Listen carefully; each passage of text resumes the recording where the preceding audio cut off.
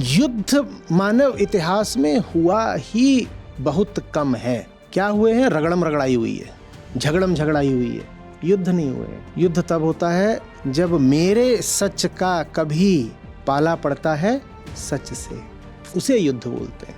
धर्म युद्ध क्या है? जब सच सामने आ जाए मेरे सच, इनका सच उलझ गया उनके सच से, इसको युद्ध नहीं बोलते। दुनिया भर के ज़्यादातर जो युद्ध होते हैं यही होता है कि दो गधे हैं और दोनों एक दूसरे की तरफ पिछवाड़ा कर लिए हैं और दोनों एक दूसरे को दुलत्ती दुलत्ती धोने जा रहे हैं। अब इसमें कौन सा धर्म है कि धर्म युद्ध बोलें इसको? भले ही वो धर्म के नाम पे हो रहा हो कि एक तरफ ये बोल रहे हैं हम एक धर्म के हैं, दूसरे बोल रहे हैं हम दूसरे धर्म के हैं, पर वो गधा युद्ध है, वो धर्म युद्ध नहीं है। ज़्यादा लोग इसलिए नहीं मरते कि उनको दवा नहीं मिली, ज़्यादा लोग इसलिए मरते हैं कि उन्हें नकली दवा मिली। दवा तो सबको मिल जा रही है, आपको सतर्क ये रहना है कि कहीं नकली दवा तो नहीं मिल रही। सत्य और मेरा सत्य दो बहुत अलग अलग बातें हैं। ट्रुथ और माई ट्रुथ जमीन आसमान का अंतर, और कृष्ण और मेरे कृष्ण जमीन आसमान का अंतर है। जमीन आसमान का कोई संबंध ही नहीं है कृष्ण में और मेरे कृष्ण में।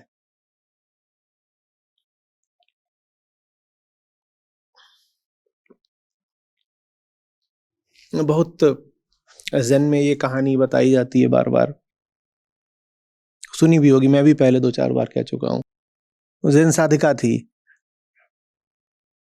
तो उसको छोटे से बुद्ध से अपने प्रेम हो गया। सुनिए, बहुत बार बताइए। तो इतने से जो अपने बुद्ध थे वो लिए लिए फिरती थी, कहती थी मेरे बुद्ध मेरे बुद्ध, और इधर उधर जाए और उसको अपना आंचल में छुपाए हुए। इतने से बुद्ध उसने बनाए थे क्यूट, और वो उनको अपना लिए लिए फिरती थी। तो एक बार वो गई बहुत बड़ा बौद्ध मंदिर, और वहाँ तमाम बड़ी बड़ी मूर्तियां बुद्ध की, ये मूर्ति ये मूर्ति ये मूर्ति। तो उसने प्रवेश किया वहां का जो केंद्रीय कक्ष था उसमें, और भीमकाय बुद्ध खड़े हुए, इधर भी उधर भी उधर भी, और खड़े ही भर नहीं हुए हैं, उनको बड़ा सम्मान दिया जा रहा है।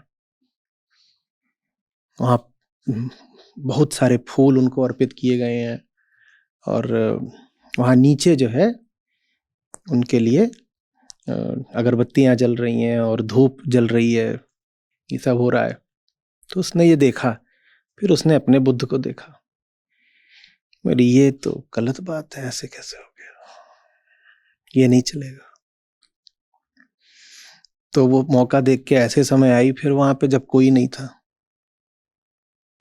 तो उसने वहां जाकर के एकदम बीचों बीच अपने छोटू रख दिए, और वहां जितनी धूप और ये सब अगरबत्ती जल रही थी सब ला करके उनको लगा दी, और सब फूल उनके आसपास कर दिए। नहीं, कौन है ये? मेरे बुद्ध। ठीक है, तो ये करके वो अपना बढ़िया सोने चली गई। बोली अब इनको सही स्थान मिला है। आती है सुबह लौट के, तो क्या देखती है? वो पूरे काले हो चुके हैं। बुद्ध का मुंह भर ही नहीं, पूरा उनका पिंड ही काला हो गया है।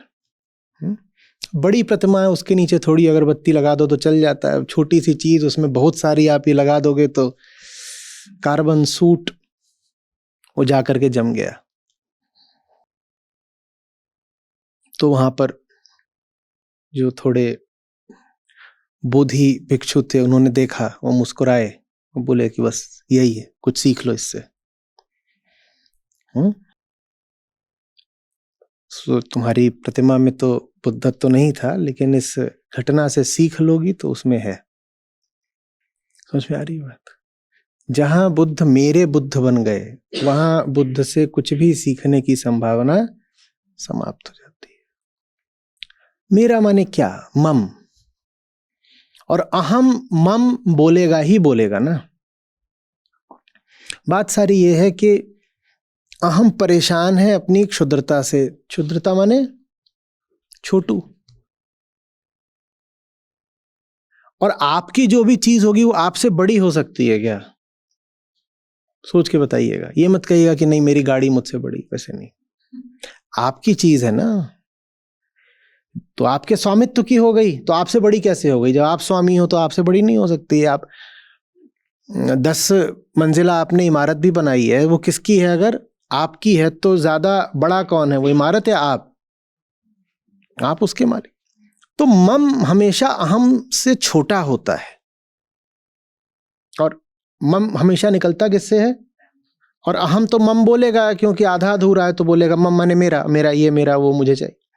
मम होता है अहम से छोटा। तो अगर कह दिया मम कृष्ण या मम बुद्ध, तो कृष्ण और बुद्ध को क्या बना दिया? अहम से छोटा। ये समस्या आती है। चाहिए कोई अपने से इतना बड़ा कि हम उसके सामने मिट जाएं। ठीक वैसे जैसे अनंतता के सामने कोई भी संख्या, कोई भी आकार शून्य हो जाता है। कुछ इतना बड़ा चाहिए जिसके सामने हम शेष न रहें,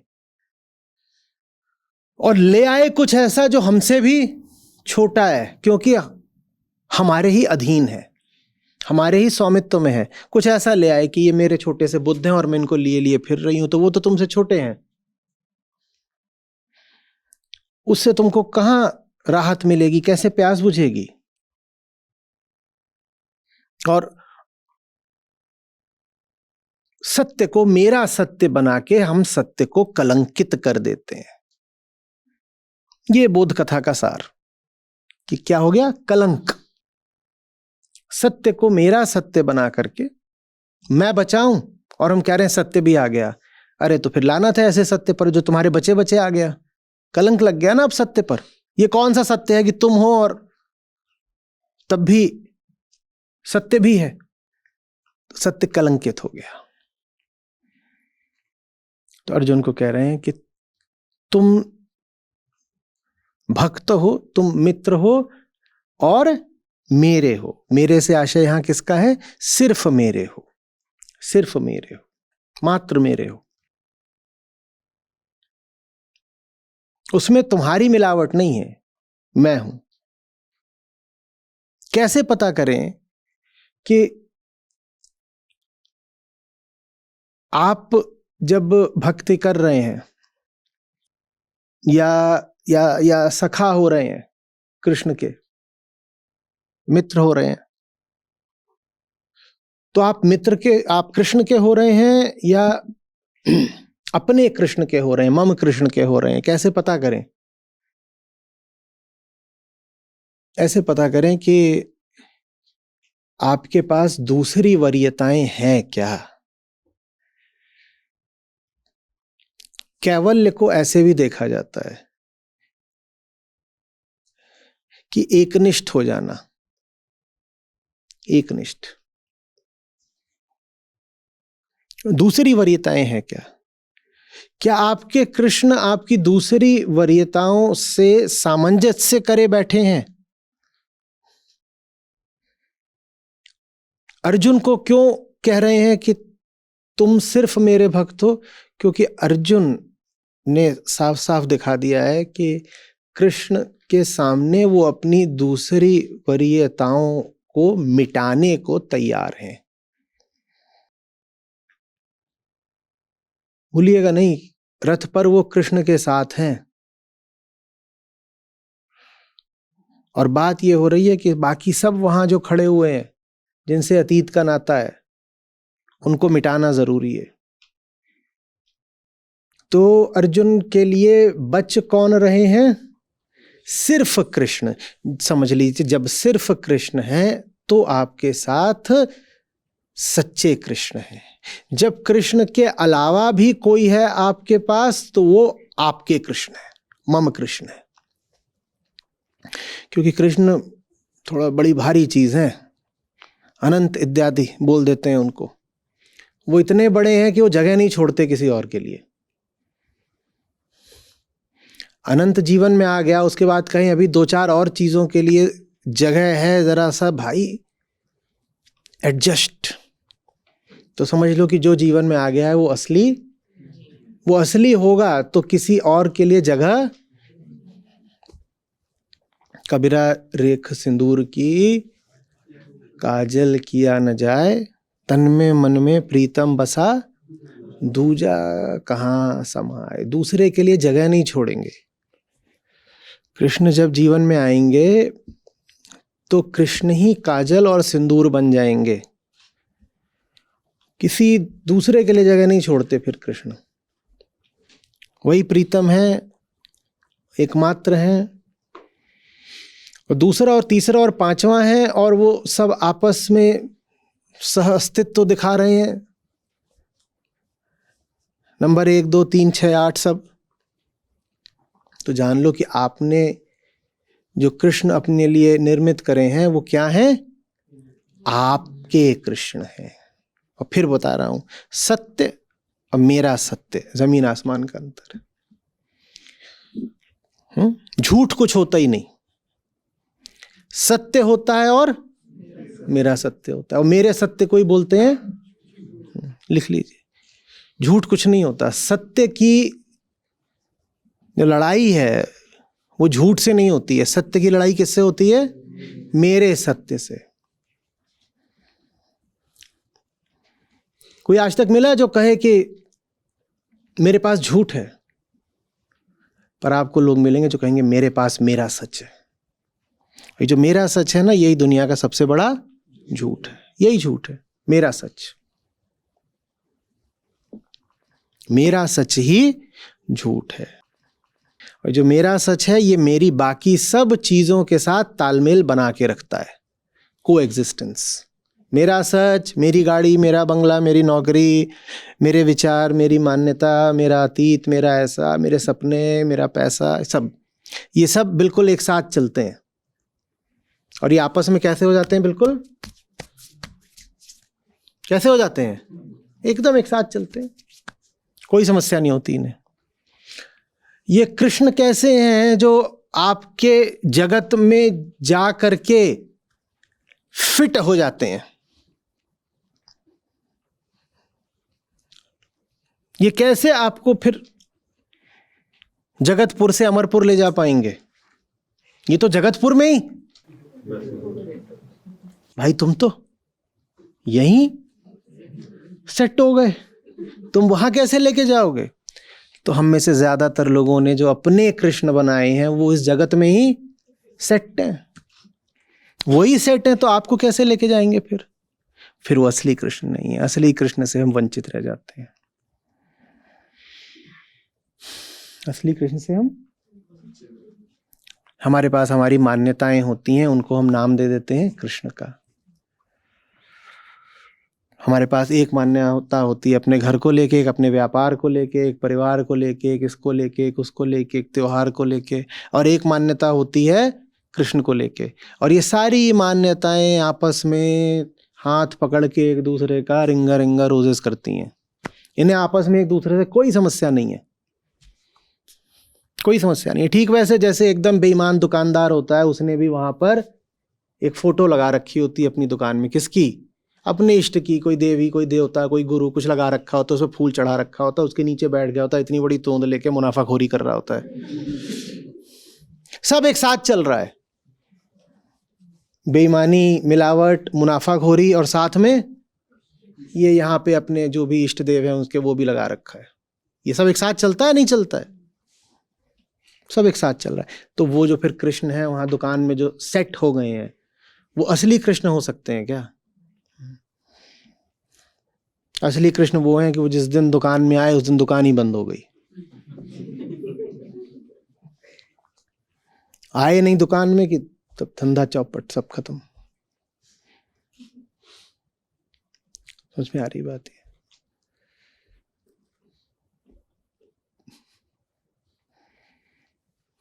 जो आपको सुहाने लगे, जो आपको आकर्षक लगे, जो आपको सुंदर लगे, वो कृष्ण कैसे हो सकते हैं? हमें कौन सुंदर लगेगा? चूहे को कौन सुंदर लगता है? या तो चूहिया या कहीं पे कुछ टुकड़ा रोटी का, यही सुंदर है। उससे पूछो सौंदर्य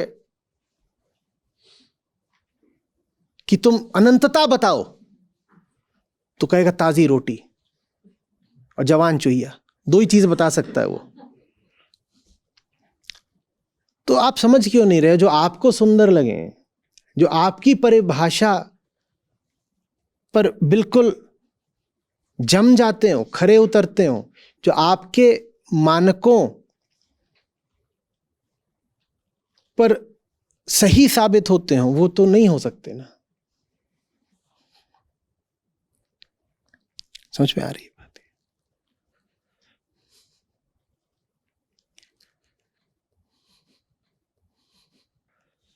कहीं मैंने पढ़ा था, बहुत पहले की बात है, देखना पड़ेगा, आप लोग ही खोज लीजिएगा।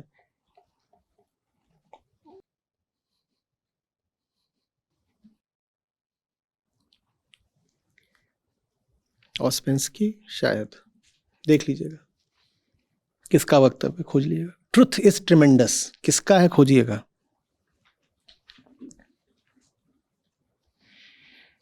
और ये जो ट्रिमेंडस शब्द है ना, इसका अर्थ बस जबरदस्त नहीं होता। हम तो ट्रिमेंडस तब भी बोल देते हैं जब कोई चीज हमें बहुत मनोहारी, मनभावन, आकर्षक, सुंदर लगती है, मुझको ट्रिमेंडस। ट्रिमेंडस आया है डरावने से। ट्रेमर क्या होता है? कभी भूकंप आता है तो उसको क्या बोलते हैं, क्या आए हैं? ट्रेमर्स। जो आपकी जिंदगी में भूचाल ला दे उसे ट्रिमेंडस बोलते हैं। ये उसकी इटिमोलॉजी है पुरानी, पर अब उसका अर्थ दूसरा हो गया है।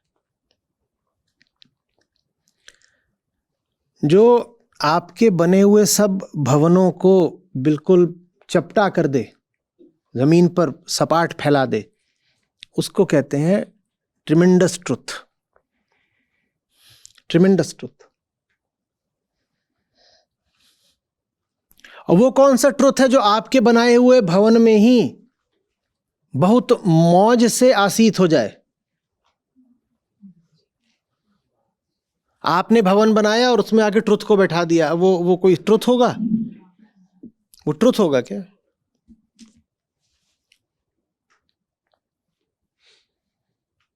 ट्रुथ का काम है आपने जो कुछ भी बना रखा कर, यहां तो नहीं आ रहा मैं, ये जगह है ही नहीं मेरे लिए। ट्रुथ तो वो है जो आए और बस दस्तक भी दे आपके दरवाजे पर तो घर ही भड़म, उसके दस्तक भर देने से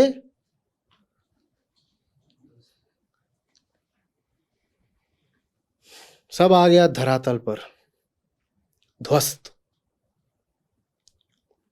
उसे सब उतना ज्यादा उत्सुक नहीं होते अपनी प्यास मिटाने को, या ऐसे कह लीजिए कि सब उत्सुक होते हैं बस प्यास ही भर मिटाने को, प्यासे को नहीं मिटाने को। लोगों की उत्सुकता इतनी ही होती है कि प्यास को कोई तात्कालिक इलाज मिल जाए।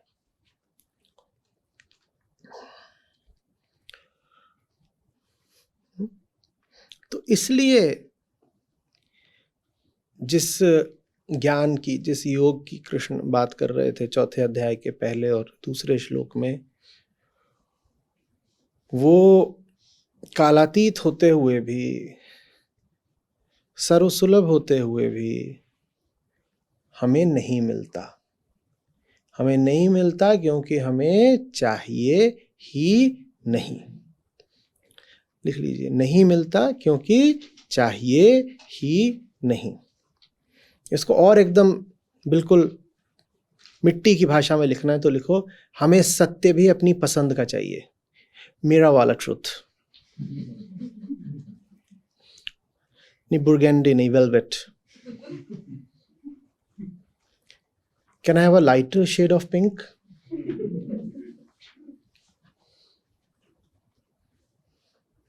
ऐसे ही चुनते हैं ना, मेरा वाला। वैसे ही ट्रुथ भी हमें कैसा चाहिए? तो जैसे हम मेरा वाला ट्रुथ बोलते हैं, वैसे मेरा वाला कृष्ण, मैं उसे अपने हिसाब से डेकोरेट करूंगा। तो इसलिए कुछ नहीं मिलता, तुम्हें वही मिल जाता है जो तुम हो, हमें वही मिल जाता है जो हम हैं। जैसे कुत्ते को उसकी पूंछ मिल गई हो, इतनी जोर से गोल गोल घुमा कि उसकी पूंछ उसके मुंह में आ गई, और कितना खुश है कि कुछ नया मिला है आज।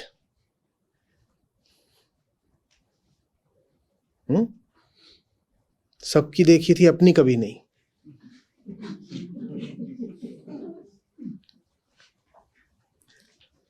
एकदम ऐसा हो गया कि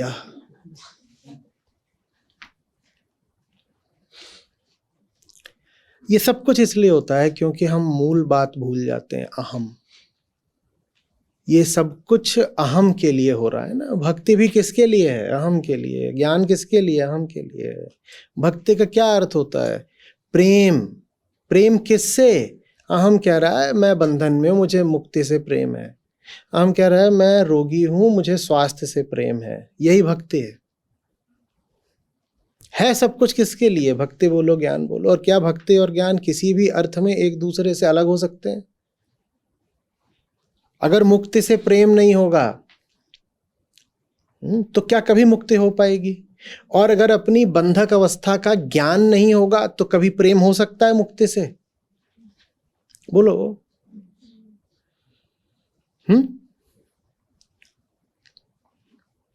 आपको पता ही नहीं था आप बीमार हो, भीतर भीतर कोई बीमारी पनप रही थी, आप जानते नहीं थे। एक दिन कुछ परीक्षण करवाया, निकल के आया बीमार है, ठीक है। तभी तो जा करके उस चिकित्सक को मूल्य देना शुरू करा ना, जो इलाज कर सकता है। तभी तो फिर दवाइयों की खोज करी और दौड़ धूप करी। जैसे ही पता चलता है कि हम कौन हैं, हम बीमार हैं, जैसे ही पता चलता है हम बीमार हैं, वैसे ही जो स्वास्थ्य दाता होता है उसके प्रति प्रेम आ जाता है। और इसको दूसरे कोण से भी देख सकते हैं कि आप अपनी बीमारी को उद्घाटित भी करने इसीलिए जाते हो क्योंकि आपको स्वास्थ्य से प्रेम है। तो उस अर्थ में प्रेम ज्ञान से भी पहले आता है। आप बीमार हो और आपको स्वास्थ्य से प्रेम हो ही ना, तो क्या आप अपना परीक्षण भी कराने जाओगे? तो एक तो बात यह है कि परीक्षण के बाद जो स्वास्थ्य दाता चिकित्सक हो सकता है उससे प्रेम बना। और एक बात यह है कि परीक्षण भी तो इसीलिए कराया ना क्योंकि स्वास्थ्य से, जिसको अपने स्वास्थ्य से बिल्कुल प्रेम नहीं होता वो चेकअप कराएगा क्या? तो उस अर्थ में तो प्रेम ज्ञान से भी पहले आता है। और ये दोनों एकदम साथ साथ चलेंगे ना, प्रेम क्या प्रेम क्या, तो एक ही। दोनों किसके लिए होते हैं? दोनों किसके लिए हैं? अहम के लिए। हाँ, तो कृष्ण से चूकने की बड़ी से बड़ी वजह यह है कि हम अहम से चूके रहते हैं। हम दुनियादारी की बातें करते रहते हैं, अहम से चूके रहते हैं। विशेषकर जो भक्ति का क्षेत्र है उसमें अहम का तो नाम ही नहीं लिया जाता। तो इसीलिए हम भक्त तो बन जाते हैं पर हमें यह नहीं पता होता कि भक्त बना कौन है, अतः उसे भक्ति करनी किसकी चाहिए। अगर आपको अपनी बीमारी नहीं पता तो आपको कैसे पता कि कौन आपका इलाज करेगा? बताइएगा। आप यही नहीं जानते हो कि प्यास किसकी है तो आप कैसे जानोगे कि क्या पीऊं? बताओ। और अगर अहम नहीं लाओगे तो कैसे जान पाओगे कि प्यास किसकी? अब भक्ति के क्षेत्र में अहम को बहुत लोग बिल्कुल बिसराए रहते हैं। वो कहते हैं भक्ति में तो भगवान की बात करनी है, बस भगवान की बात करनी है। अहम की बात कौन करेगा? भगवान किसके लिए हैं उनकी तो बात ही नहीं हो रही, तो मामला सारा अटक जाता है। कैसे पता चले कि मामला अटक रहा है? जहां देखो कि बहुत सारी बातें हो रही हैं, अहम शब्द तो आ ही नहीं रहा, वहां जान लेना यहां भक्ति के नाम पे कुछ और ही गड़बड़ चल रहा है। यहां मेरे कृष्ण या मेरा सत्य या मेरा बुद्ध ऐसा खेल चल रहा है। वो आकर्षक बहुत लगेगा, उपयोगी बिल्कुल नहीं होगा। समझ में आ रही बात? अध्यात्म किसी दूसरे के लिए थोड़ी होता है, अध्यात्म तो भगवान के लिए भी नहीं होता है। अध्यात्म किसके लिए है? सारा आपके लिए है। आप मर जाओ उसके बाद कोई आके बोलेगा कि चलो उठो भजन करो। सारा अध्यात्म भी कब तक है? जब तक आपके लिए है बाबा, कि बहुत मूल बात समझ में क्यों नहीं आ रही? अगर आपके लिए है तो आपको पता तो होना चाहिए ना कि आप कौन हो और आपकी हालत क्या है। वो हमें नहीं पता होता। हमें लगता है अध्यात्म इधर उधर की चीजों के लिए। अध्यात्म के नाम पे हमारा मन पता नहीं कितनी बातों से, कितने शब्दों से भर जाता है, और जो केंद्रीय शब्द है वो बिल्कुल पीछे छूट जाता है। अहम। अहम। जब अहम नहीं पता होता तो मेरे कृष्ण पैदा हो जाते हैं। कि जब अहम नहीं पता होगा ना तो अहम बेखटके बेरोक टोक अपनी गतिविधियां करेगा। वो अपना सारा खेल चलाए हुए है और साथ ही साथ में कह रहा है मैं तो भक्ति करता हूँ। झूठी भक्ति की आप ये पहचान पाओगे। बाकी सब खेल चलते रहेंगे, साथ में भक्ति भी चलती रहेगी। और बहुत बार तो ये सलाह दी जाती है झूठी भक्ति में कि सब अपने खेल चलाए रखो बच्चा, और साथ में भक्ति करते रहना। जहां सारे खेल पूर्ववत चलते रहें, वो भक्ति तो कामना है। कामना, कामना माने वो झूठ जो अहंकार खुद से बोलता है।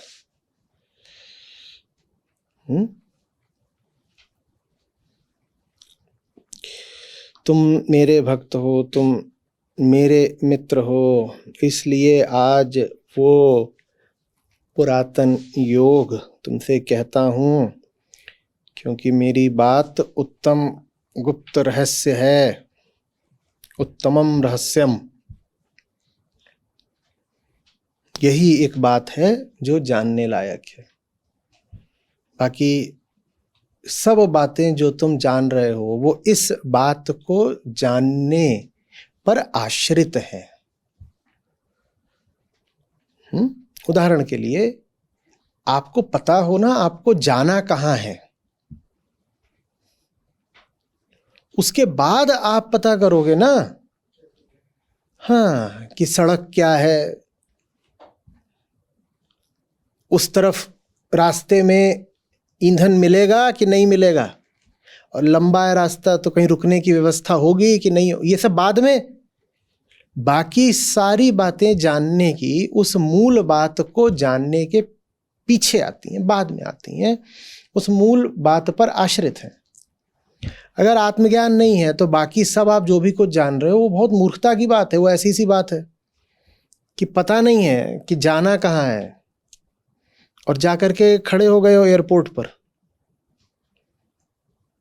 या वहां रेलवे के इंक्वायरी पर, वहां उससे कुछ भी पूछ रहे हो, चांद को अगली ट्रेन कब जाएगी।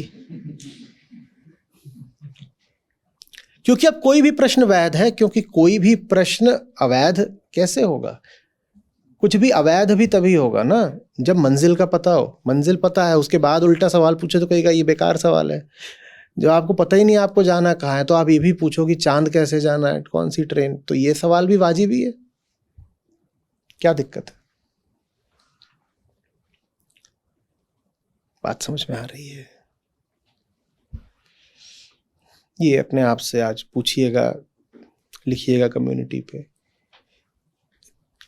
अगर आप कहते हो कि आपके जीवन में सत्य उतर रहा है, तो जो सत्य आ रहा है वो आपके जीवन में जो कुछ था उससे तालमेल बिठाता जा रहा है, या जो बाकी सब कुछ था उसको एल्बो आउट करता जा रहा है ना, कोहनी मार के। सत्य की जगह है, मेरी सीट पे कोई बैठा है, आपकी ट्रेन में आपकी सीट पे कोई बैठ गया है। अब शिष्टता के नाते आप हो सकता है मुंह से ना भी बोल पाए, तो भी धीरे धीरे क्या करते जाते हैं, अपना आकार बढ़ाते जाते हैं। उसको हटना पड़ेगा। सत्य ऐसा ही है, अगर वो आपके जीवन में आ गया है तो अपना आकार बढ़ाता जाएगा और बाकी सब चीजों को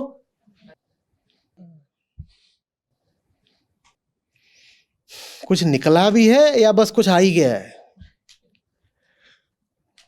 और बहुत लोग हैं जो चाहते हैं कि उनका जो पुराना खेल था वो इस नए खेल से सहमत हो जाए, और पुराने खेल को वो वाजिब बताने के लिए कहते हैं, आचार्य जी भी तो यही कहते हैं,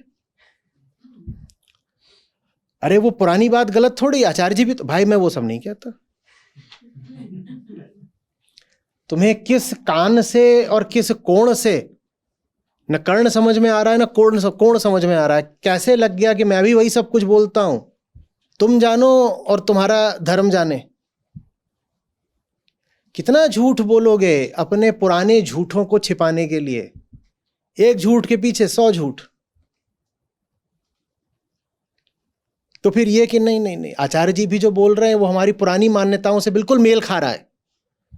कैसे मेल खा रहा है? आओ जरा सामने बैठो, मेल की रेल निकालते हैं।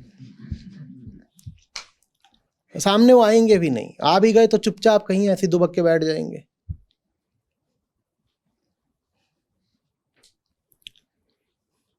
आप जो पहले थे और जो यहां बात समझ रहे हो, अगर उसमें आपको थोड़ा भी मेल दिख रहा है, समायोजन दिख रहा है, ओवरलैप दिख रहा है, तो आप अपने आप से झूठ बोल रहे हो। आप और जो कुछ कहीं से लिख पढ़ के आ गए हो, देख सुन के आ गए हो, अगर आप कहना चाहते हो कि वो बात वही है जो यहां कही जा रही है, तो यहां आई क्यों गए हो? अगर यहां वही सब कुछ बोला जा रहा है जो आपकी पुरानी जिंदगी और आपकी पुरानी जगहों में था, तो तुम वहां से हटे ही क्यों? यहां जब कुछ न नया न अलग, तो तुम वहीं क्यों नहीं जाकर बैठ जाते? वहीं बैठे रहो। ये धूर्तता है, ये झूठ है, ये क्या बोलें इसको, एहसान फरामोशी और क्या।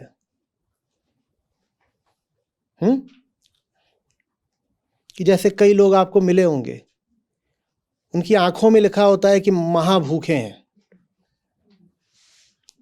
और उनसे आप पूछिए कि खाना है कुछ? नहीं नहीं खाना तो नहीं है, पर आप इतना जोर दे रहे हैं तो ले आइए, ले आइए। हम तो पहले से खाए पिए हैं, पहले से हमारा छक के पेट भरा हुआ है, पर आप ले आइए, ले आइए और ले आओ। अच्छा लेकिन ज्यादा नहीं लाइएगा, 2 रोटी बस, पेट भरा हुआ है। वो ये नहीं बताते 2 रोटी कितनी बार। 2 रोटी तो बिल्कुल ठीक है, पर 2 रोटी आधा दर्जन बार आएगी ये भी बताते ना। तो सब खा पी लेंगे, उसे अरे पेट तो पहले से भरा हुआ था। आपने जो कुछ अभी खिलाया ये सब तो हम पहले से ही खा के आए हुए हैं, और आपने अब जोर दे के खिला दिया। खैर कोई बात नहीं, आपका आग्रह था तो हमने स्वीकार कर लिया। हम लोगों का दिल नहीं तोड़ते। मिले ऐसे लोग, इनका कुछ नहीं होता, इनका ये होता है कि अगली बार कुछ नहीं पाते। एक बार तुमने ये दिखा दिया कि तुम कैसे हो, उसके बाद आगे तुम्हें काहे को कुछ मिलेगा भाई? जब यहां जो कुछ है वो तुम पहले से ही लेकर आए हुए हो, तो जहां से लेकर आए हुए वहीं बैठे रहो। यहां काहे के लिए आए हो? यही कृष्ण बोल रहे हैं। जब तुम्हारे पास पहले से ही कृष्ण है तो यहां क्या लेने आए हो? कृष्ण तो बस उसके लिए हैं जिसके पास पहले से कुछ ना हो, जो सर झुका करके विनम्रता से स्वीकार कर ले पहले जो कुछ था कचड़ा था, जो है बस अब है।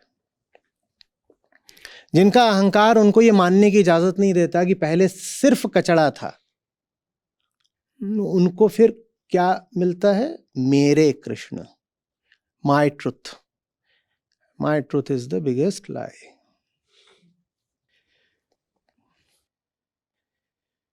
काश कि ऐसा हो पाता कि सच का विपरीत झूठ होता। अगर सच का विपरीत झूठ हो जाए ना, तो झूठ एकदम ध्वस्त हो जाए। लस्त पस्त परास्त ध्वस्त। सच के सामने झूठ कैसे टिकेगा? सच के सामने लेकिन एकदम पांव जमाकर टिका कौन रहता है? मेरा सच, जो मुझे सच लगता है। तो मैं ये भी नहीं मानूंगा कि मैं झूठ के पक्ष में हूं। ये बेईमानी देखो। सच का विरोध भी करना है और ये मानना भी नहीं है कि झूठ के पक्ष में है, तो क्या बोलेंगे? मेरा सच। तो दुनिया में जहां भी लड़ाई हो रही होती है, वो या तो मेरा सच 1 और मेरा सच 2 के बीच में हो रही होती है, कि एक तरफ इनका सच है, एक तरफ इनका सच है, ये आपस में लड़ रहे हैं। इसको कहते हैं सरफुटअव्वल। इसको बोलते हैं जूतम पैजार, कि इनका जूता उनकी चप्पल और बढ़िया गाल बजाए जा रहे हैं। और गाल ऐसे हो गए हैं कि फिर घर गए तो बोले हाय चबी, क्या बढ़िया हबी चबी हो गए हैं, क्योंकि चप्पल खा के आए हैं, ऐसे फूल गया पूरा। जब भी कभी दो तरफ क्या होता है, इनका सच बनाम उनका सच, तो इसको फिर युद्ध भी नहीं बोलते। ये क्या है? कुछ नहीं, कलह, क्लेश, झगड़ा, फसाद। युद्ध ऊंचा शब्द है, झगड़ा सो थोड़ी बोलेंगे। युद्ध ऊंचा शब्द है। युद्ध कब होता है? युद्ध मानव इतिहास में हुआ ही बहुत कम है। क्या हुए हैं? रगड़म रगड़ाई हुई है, झगड़म झगड़ाई हुई है, युद्ध नहीं हुए हैं। युद्ध तब होता है जब मेरे सच का कभी पाला पड़ता है सच से, उसे युद्ध बोलते हैं। धर्म युद्ध क्या है? जब सच सामने आ जाए मेरे सच के, इनका सच उलझ गया उनके सच से, इसको युद्ध नहीं बोलते। ये वैसे ही है कि गधा सो गधा मिले खावे दो दो लात। नहीं सुना? सुनाना सब बढ़िया आज गाना। ज्ञानी से ज्ञानी मिले होवे सुंदर बात, और गधा से गधा मिले खावे दो दो लात। दुनिया भर के ज्यादातर जो युद्ध होते हैं यही होता है कि दो गधे हैं और दोनों एक दूसरे की तरफ पिछवाड़ा कर लिए हैं और दोनों एक दूसरे को दुलत्ती दुलत्ती धोने जा रहे हैं।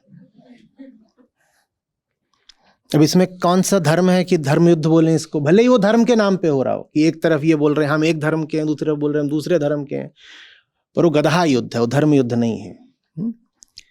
गधा शब्द आह्लाद से भर देता है मन को। गधे में वो बात नहीं है जो गधे में है। आप करिएगा, अगर कभी लगे कि मन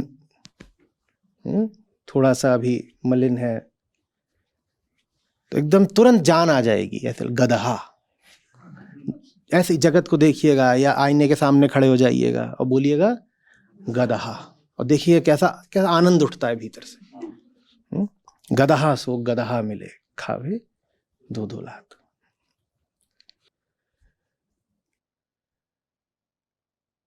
जब सत्य कहीं नहीं होता तो जितने ये होते हैं ना मेरे सत्य वाले, ये सब आपस में सरभुटौल एक दूसरे को फोड़ रहे हैं। सत्य के उतरने की, सत्य के मैदान में होने की पहचान ये होती है कि जब सत्य आता है तो उससे एक मेरे सत्य का संघर्ष या विरोध नहीं होता। मेरे सत्य वाले जितने होते हैं वो सब गिरोहबंदी करके इकट्ठे हो जाते हैं सत्य के खिलाफ, क्योंकि ये तल है, मेरे होने का तल है, ये अहंकार का तल है। ये इस पे ये क्या है? इसका मग का सत्य। ये क्या है? ग्लास का सत्य। ये क्या है? तौलिए का सत्य। अब इनमें आपस में अंतर है। क्या अंतर है? ये यहाँ, ये यहाँ, ये यहाँ, ये माइक सत्य, ये सत्य, ये सत्य, ये सत्य। इनमें आपस में अंतर है। तो ये आपस में क्या करते रहते हैं? शैडो बॉक्सिंग है। ज्यादा कुछ आपने कुछ एक दूसरे को कुछ करना नहीं है, बस एक दूसरे को दिखाना है कुछ हो रहा है। तो ऐसे जैसे तलवारबाजी कर रहे हो दो, ऐसे ऐसे। तो ये ऐसे इनका आपस में चलता रहता है, कोई किसी को यहाँ नष्ट वष्ट नहीं करता। इनमें अंतर है ही बहुत ज्यादा नहीं ना, है तो एक ही तल के। हाँ, जब सत्य आता है तो वो इनका साझा दुश्मन बन जाता है, क्योंकि यहां तो ये इससे अलग है, ये इससे अलग है, और जब सत्य आता है तो वो इन सबसे अलग है। जब इन सबसे अलग है तो वो इन सब के लिए एक साझा अस्तित्वगत खतरा बनता है, एग्जिस्टेंशियल थ्रेट। अगर ये है तो ये नहीं कि ये नहीं बचेगा, ये नहीं बचेगा। अगर ये है तो इनमें से कोई नहीं बचेगा। तो ये सब गिरोहबंद हो जाते हैं, ये गुटबंद हो जाते हैं, लामबंद हो जाते हैं, और ये सब तुरंत एक संगठन में, एक गठबंधन में आ जाएंगे इसका विरोध करने के लिए। अपने जीवन में ये परखिएगा, ये हो रहा है कि नहीं हो रहा है। ये हो रहा है तो समझिए कुछ हो रहा है, नहीं हो रहा तो फिर कुछ नहीं हो रहा। बात आ रही है समझ में? मामला हल्का नहीं है, कीमत अच्छी वाली देनी पड़ती है, भारी।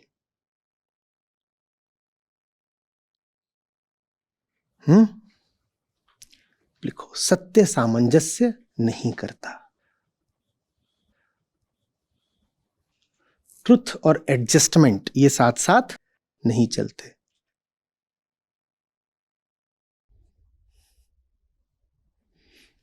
तो समझाने वालों ने ऐसे भी बोला है कि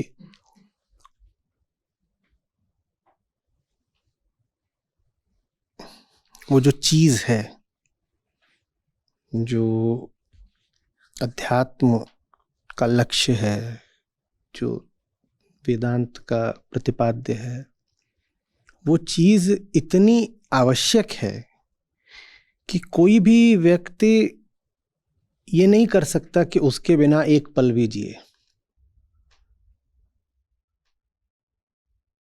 तो ऐसा कोई नहीं मिलेगा जो कहे कि उसके पास है नहीं, होगा सबके पास। एक बंदे और दूसरे में अंतर ये नहीं होता है कि एक के पास वो है और एक के पास नहीं है। एक बंदे और दूसरे बंदे में अंतर ये होता है कि एक के पास असली है और एक के पास नकली है। नहीं है ऐसा वाला कोई नहीं मिलेगा, और ऐसा वाला अगर मिल गया तो नहीं है जल्दी ही तुरंत ही बदल जाएगा है में। क्योंकि जिसको साफ साफ दिख गया नहीं है, उसके लिए तो सारे दरवाजे खुल जाते हैं, उसका नहीं है में तब्दील हो जाता है। तो कोई नहीं मिलेगा जो कहेगा कि उसके जीवन में सार्थकता नहीं है या बोध नहीं है, या कम से कम उसको पता नहीं है कि क्या पालूं तो जीवन सफल हो जाएगा। नहीं है वाला कोई नहीं मिलेगा। मिलते सब वही हैं जो कहते हैं मेरे पास भी है। तो अंतर बंदे और बंदे में यह होता है कि किसी के पास असली है और किसी के पास नकली है। सच की लड़ाई झूठ से नहीं होती, सच की लड़ाई झूठे सच से होती है। झूठ के तो इतना भी दम नहीं है कि अपने बूते पे सच के सामने खड़ा हो पाए। तो सच के सामने खड़ा होने के लिए भी वो सच का ही नाम लेकर और सच का ही मुखौटा पहनकर और सच जैसे ही कपड़े पहनकर खड़ा होता है सच के सामने।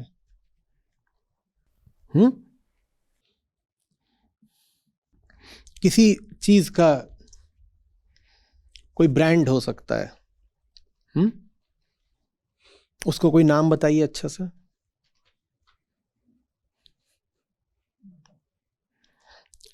प्रचलित मत बताइएगा, अपनी ओर से बताइए। जोलू, ठीक, बढ़िया, जोलू। अब जोलू के सामने लोलू नहीं खड़ा हो सकता,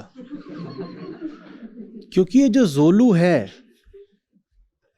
ये चीज इतनी जबरदस्त है कि अगर कोई भी आ गया बोलने कि मैं जोलू नहीं हूं, तो मार्केट, बाजार, खरीदार, उपभोक्ता उसको ठुकरा देंगे, क्योंकि चाहिए तो सबको जोलू ही है।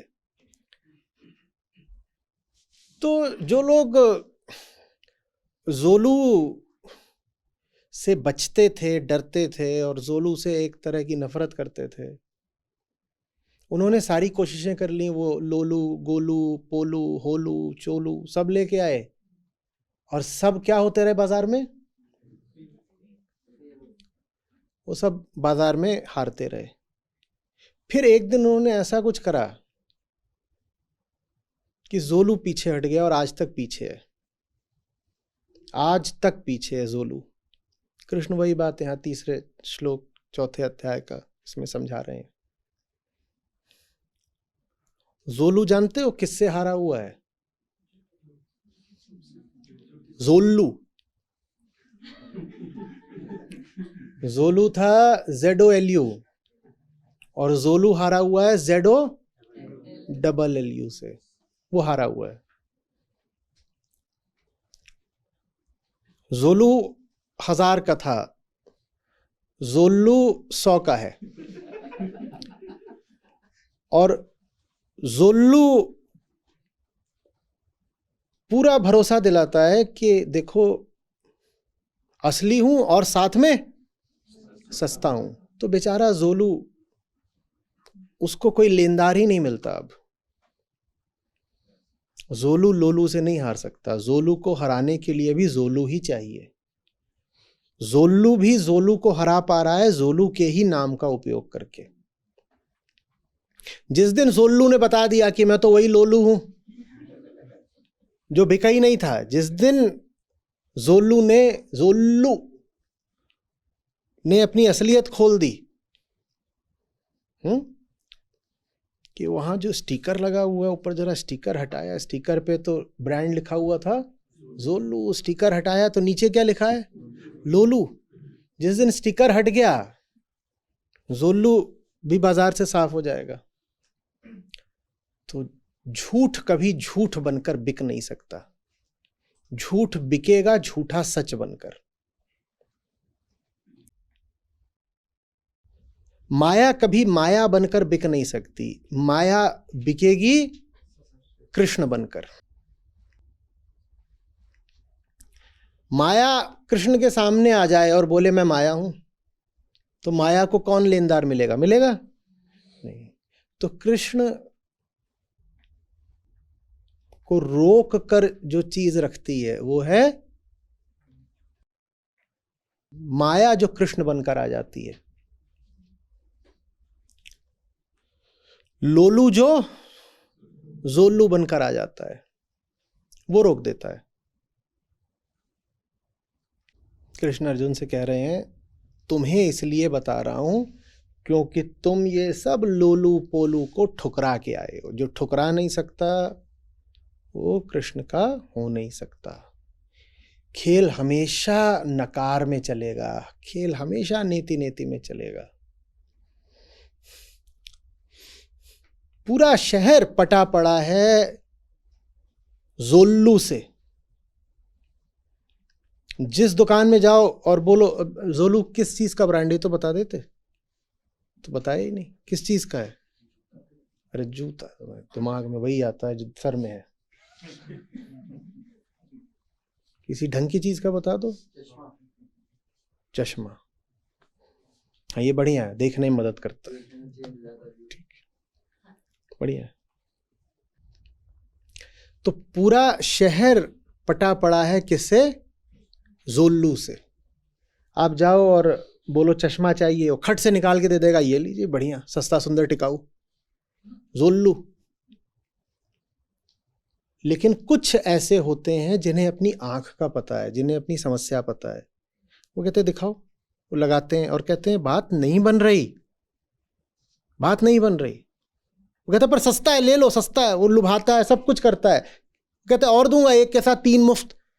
बोलते एक के ऊपर 3 लगा लूंगा तो दिखने लगेगा क्या? बहुत कम होते हैं जिन्हें इतना आत्मज्ञान होता है कि कह पाए कि तुम ये जो मुझे दे रहे हो इससे बात तो बनी ही नहीं।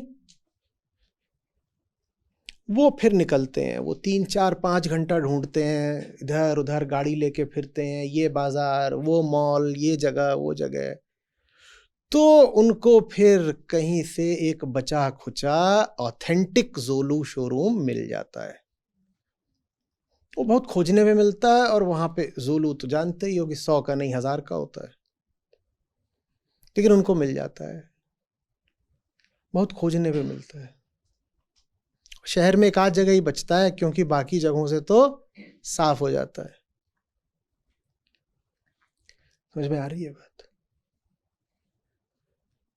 अध्यात्म की, भक्ति की, ज्ञान की जो साधारण छवि बिक रही है वो जोल्लू है।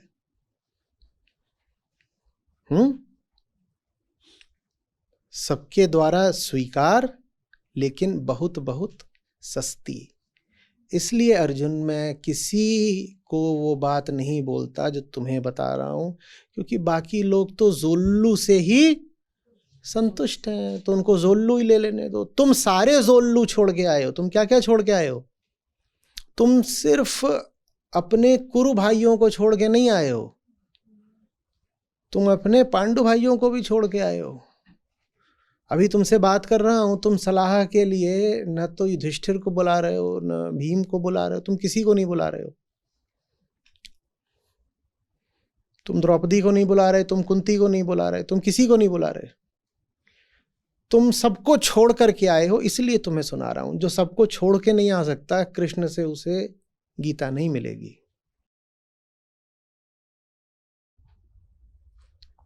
अब ये जो जोलू है, इससे सबसे ज्यादा समस्या किसको होगी?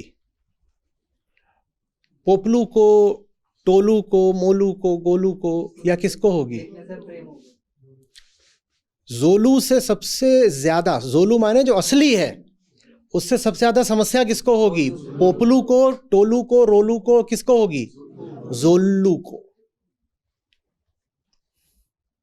और जब जोलू से जोलू को समस्या हुई तो कुछ लोग बड़े चकित हुए, बोले पर दोनों जोलू ही तो हैं, ये दोनों आपस में लड़ क्यों रहे हैं? दोनों जोलू है, आपस में लड़ क्यों रहे हैं? ये तो एक ही हैं।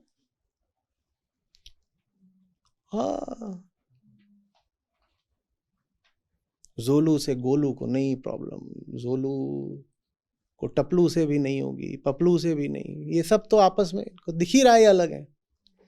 जोलू के आते ही मन कांपना शुरू हो जाता है जोल्लू का। तो आप पाएंगे कि कृष्ण को, असली कृष्ण को सबसे ज्यादा विरोध किससे मिलेगा? जिन्होंने कृष्ण के नाम पर छवियां और कहानियां चला रखी हैं। थरथरा जाएंगे। सोचो, जोल्लू के शोरूम पे असली जोलू लाके रख दिया जाए तो क्या होगा? बहुत गड़बड़ हो जाएगी ना। अलग से दिखेगा, बात नहीं है कि वो कैसा दिखेगा, बात ये है कि इधर दुकान बंद हो जाएगी कि तुम क्या बेच रहे थे इतने दिनों तक, अगर असली ये चीज है तो तुम ये जो दे रहे हो ये क्या है? फिर समझ में आ रही है बात? ये सब जीवन की बहुत मजेदार बातें हैं, डिलीशियस आयरनीज।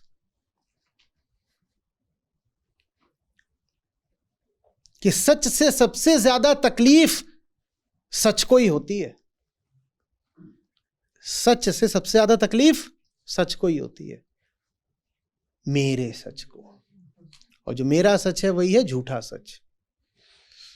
तो जो अनाड़ी होंगे वो बड़ा ताज्जुब करेंगे, कहेंगे अरे ये भी सच है, ये भी सच है, आपस में लड़ क्यों रहे हैं?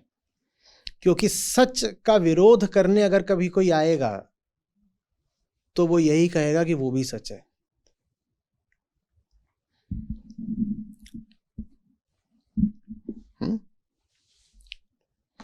कृष्ण का विरोध करने अगर कभी कोई आएगा तो क्या बनकर आएगा?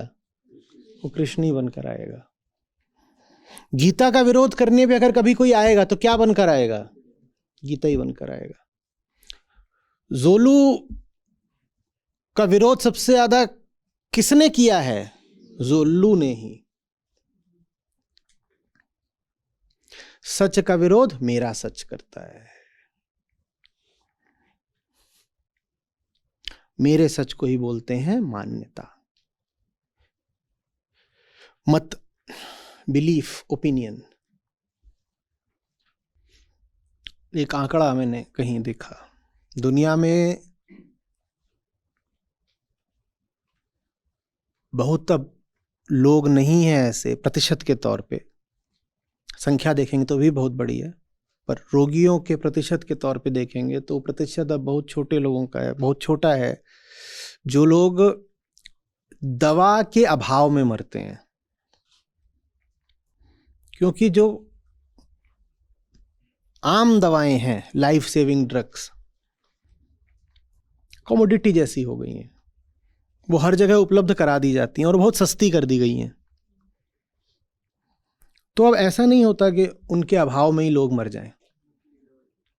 ज्यादा लोग इसलिए नहीं मरते कि उनको दवा नहीं मिली, ज्यादा लोग इसलिए मरते हैं कि उन्हें नकली दवा मिली। दवा तो सबको मिल जा रही है, आपको सतर्क ये रहना है कि कहीं नकली दवा तो नहीं मिल रही। दवा की कमी रह गई, हो सकता है जान न भी जाए, पर नकली दवा मिल गई पक्का जान जाएगी। तो उदाहरण को आगे बढ़ा सकता हूं कि नकली दवा को बाजार में बनाए रखने का एक तरीका ये होता है कि उसमें कुछ थोड़ा सा ऐसा डाल दो जो एडिक्टिव हो, जिसकी लत लगती हो। तो देखो नकली दवा क्या करेगी, वो आपके साथ चिपक जाएगी कि अब दवा एक मजबूरी बन गई है क्योंकि दवा की ही लत लग गई। और असली दवा का क्या काम होता है? बीमारी को हटाना और फिर खुद भी हट जाना। जो चीज दवा समझ कर ले रहे हो कहीं वो नशा तो नहीं है, ये गौर से देख लीजिएगा।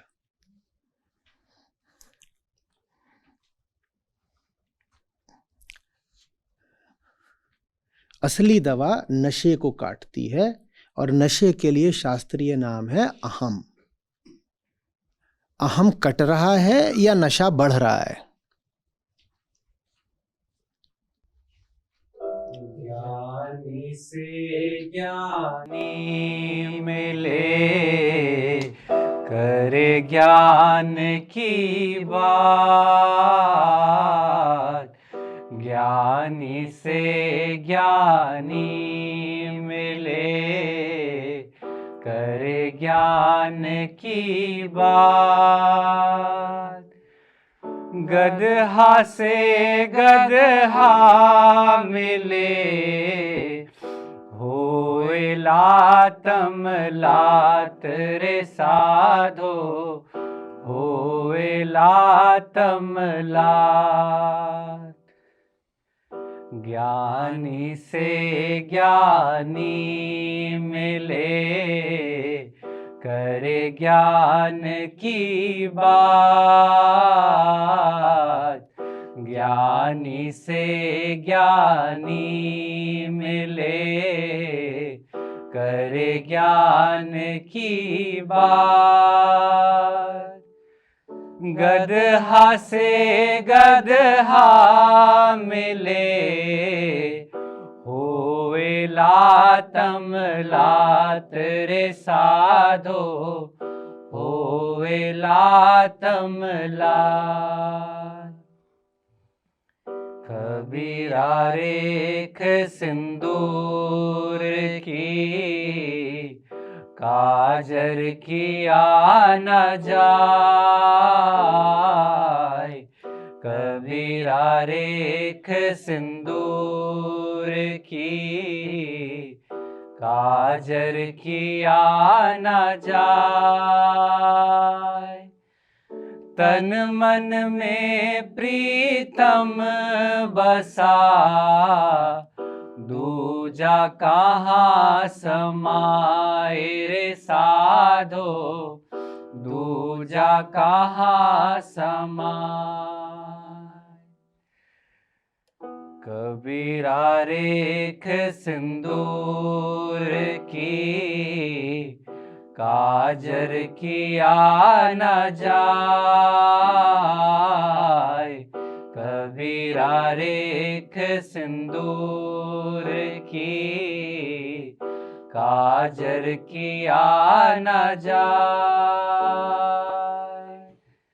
तन मन में प्रीतम बसा, दूजा कहाँ समाए रे साधो, दूजा कहाँ समाए।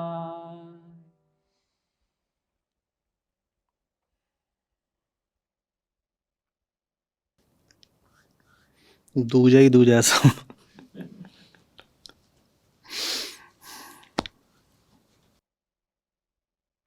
वहां पर प्रश्न है कि दूजा कहाँ समाए। उत्तर क्या होगा ये बात अलग है, हमारे जीवन में प्रश्न ही दूसरा है।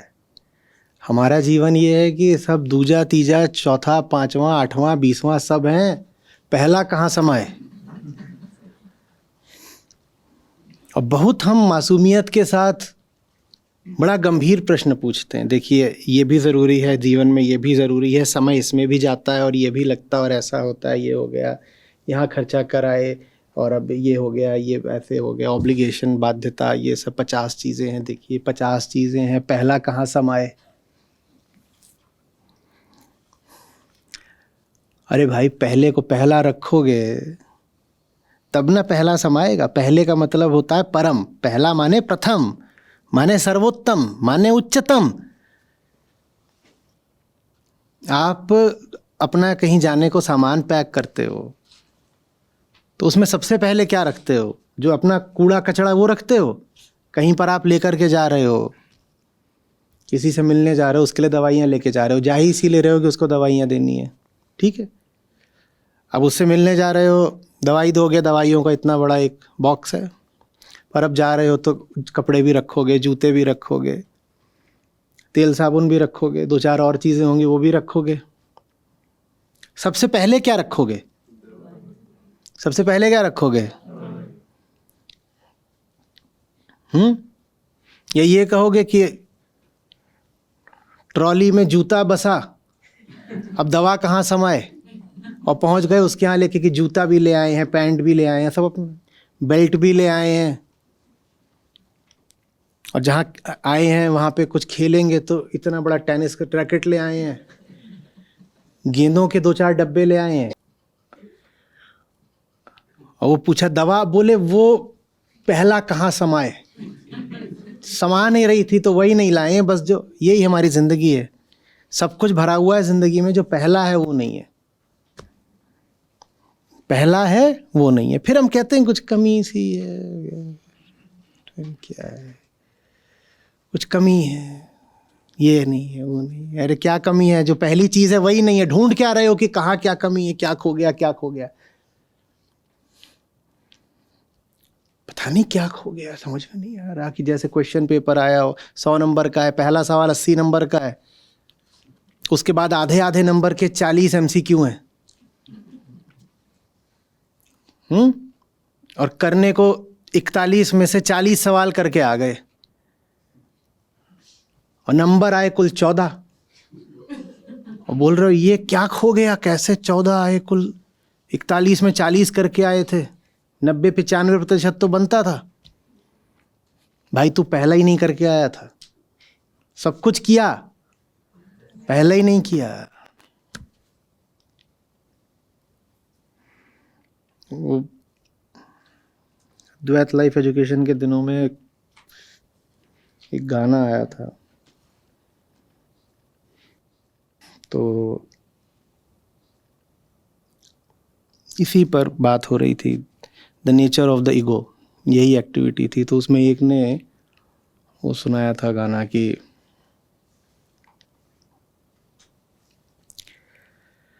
पर जाम है खाली। तो उसको प्रेजेंटेशन देनी थी, उसने प्रेजेंटेशन में कहा कि मैं जो बोलना चाहता हूँ वो इसमें आ जाता है, सुना दूँगा, सुनाओ। तो वो 10 साल पहले का था, पर जाम है खाली। उसने था कि ये भी मिल गया, वो भी मिल गया, पर फिर भी कुछ नहीं मिला, ये भी मिल गया, ये भी मिल गया, पर फिर भी कुछ नहीं मिला। वही है, जब पहला नहीं है तो 5वां 8वां रख के क्या पाओगे? इसको हम गणित से भी समझ लेते हैं, प्लेस वैल्यू के कॉन्सेप्ट से।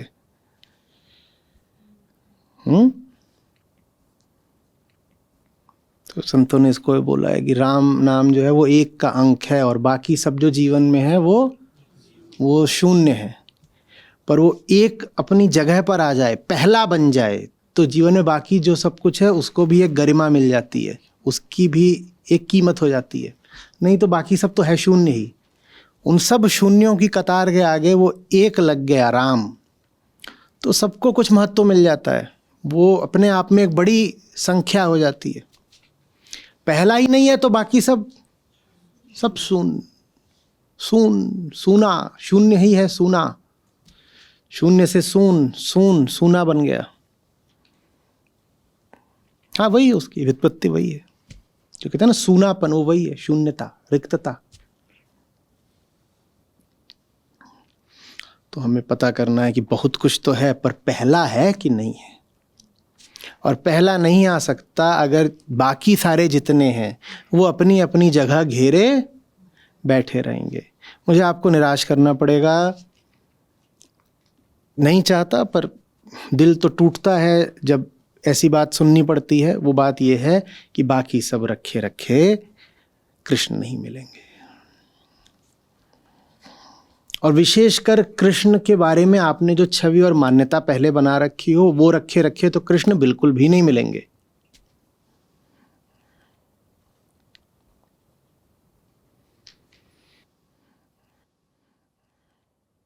मैं भी चाहता हूं कि आपको कह पाऊं कि नहीं, सब कुछ एक साथ हो सकता है, संभव है, पर अब नहीं है तो नहीं है।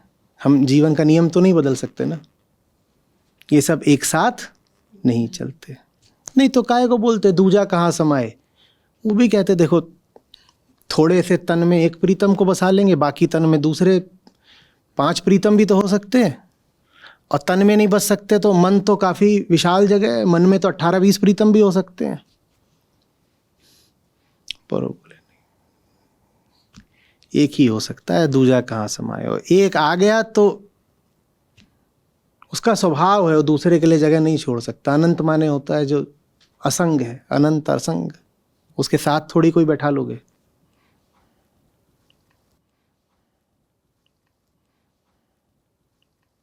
आ रही बात समझ में? कह रहे हैं जा में दो ना समाए, कह हरि के साथ हम ही नहीं समाते, हरि के साथ आप नहीं समाते, और आपका पूरा कुनबा समा जाएगा तो गजब हो गया। हरि के साथ अहम ही नहीं समाता, मम समा जाएगा।